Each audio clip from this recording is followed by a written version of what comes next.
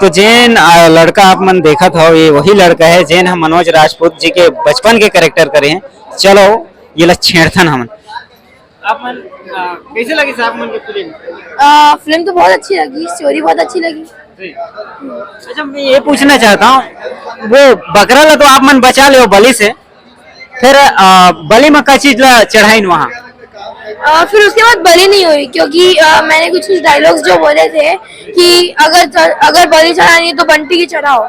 तो बंटी कौन है? बंटी कौन है? बंटी मेरा जब दोस्त मतलब दोस्तों में जो दुश्मन होता है ना एक बचपन में, वही था बंटी। तो उसी के पापा कुछ ऐसा मतलब बलि चढ़ाने का कर रहे थे, तो बोला चढ़ाना है तो बंटी की बलि चढ़ाओ, इस बकरे की नहीं, बेजुबान जानवर को मत मारो।